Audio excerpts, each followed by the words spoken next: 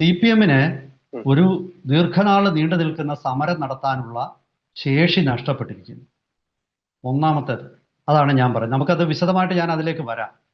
രണ്ടാമത് മറ്റൊരു കാരണം, ഈ പിണറായി വിജയന്റെ വീട്ടിൽ നടന്ന റെയ്ഡ് യഥാർത്ഥത്തിൽ പല ആൾക്കാരും പല കേരളത്തിലെ മാധ്യമങ്ങളും ആദ്യം നിരീക്ഷിച്ചത് ഈ റെയ്ഡ് ശരിക്കും പിണറായിയുടെ പിന്നിൽ പാർട്ടിയെ മുഴുവൻ അണിനിരത്തി എന്നുള്ളതാണ്. അത് ശുദ്ധ മണ്ടത്തരമാണ്. പിണറായിയുടെ പിന്നിൽ പാർട്ടി ഒന്നും അണിനിരത്തിയിട്ടില്ല.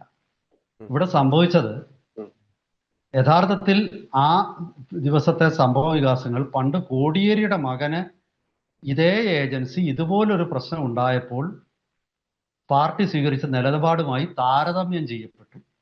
കോടിയേരിയുടെ മകൻ ബിനീഷ് കോടിയേരി ആണ് ഇപ്പോഴത്തെ ഹീറോ. അതായത് വീണയുടെ വീട്ടിലെ റെയ്ഡിന്റെ ഏറ്റവും വലിയ ഗുണഭോക്താവ് ബിനീഷ് കോടിയേരിയായി.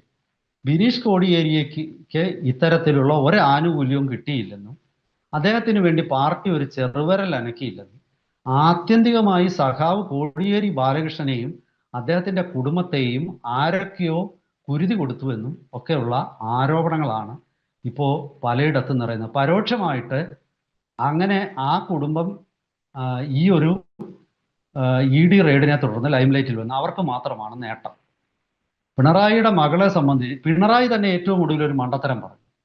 അതായത് വീണയെ അപകടത്തിലേക്ക് തള്ളിയിട്ടു എന്ന് ഞാൻ പറഞ്ഞു.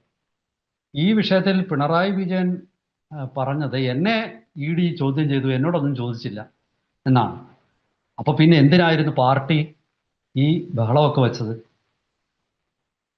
പാർട്ടി തന്നെ നേരത്തെ പറഞ്ഞിട്ടില്ലേ, കോടിയേരിയുടെ മകന്റെ വിഷയം വന്നപ്പോൾ പാർട്ടി പറഞ്ഞു പ്രായപൂർത്തിയായ മക്കളുടെ കാര്യത്തിൽ പാർട്ടിക്ക് ഉത്തരവാദിത്തമില്ലെന്ന് പാർട്ടി പറഞ്ഞിട്ടുണ്ട്. അവര് സ്വതന്ത്ര വ്യക്തികളാണ്. അപ്പോ പിന്നെ എന്താണ് ഇതിനകത്തിലെ വിഷയം? പ്രായപൂർത്തിയായ മക്കളെ ചോദ്യം ചെയ്താൽ പാർട്ടിക്കാർ വന്ന് ബഹളം വെക്കണം. സംസ്ഥാന സെക്രട്ടറിയും ഒരു മുൻ വിദ്യാഭ്യാസ മന്ത്രിയും തിരുവനന്തപുരം ജില്ലാ സെക്രട്ടറിയും ഒക്കെ വന്ന് അവിടെ കാത്തുകെട്ടി കിടക്കണം. അതിന്റെ പേരിൽ പാർട്ടി സഹാക്കൾ ജയിലിൽ പോകണം. ജയിലിൽ പോയാൽ ജാമ്യം കിട്ടാതെ അവർ ജയിലിൽ കിടക്കണം. CPM-ന്റെ തിരുവനന്തപുരത്തെ അക്രമത്തിന്റെ ഏറ്റവും വലിയ സ്പോൺസറാണ് IPB. തിരുവനന്തപുരത്ത് IPB-ന് ഇലക്ഷനിൽ തോറ്റുപോയി. ഇപ്രാവശ്യം ലോക്കൽ ബോഡി ഇലക്ഷനിൽ നഗരസഭയിൽ നിന്ന് തോറ്റുപോയി. പക്ഷേ IPB-നുമാണ് CPM-ന് ആളിനെ സംഘടിപ്പിച്ചു കൊടുക്കുന്നത്. ആ IPB-നും അകത്തുപോയി.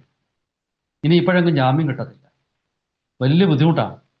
ഈ കേസിൽ ആത്മാർത്ഥമായിട്ട് ED ഈ കേസുമായി മുന്നോട്ട് പോവുകയാണെങ്കിൽ CPM-ന്റെ താഴെ തട്ടിലുള്ള ഒരുപാട് നേതാക്കന്മാര് വർഷങ്ങളോളം ജയിലിൽ കിടക്കേണ്ടത്.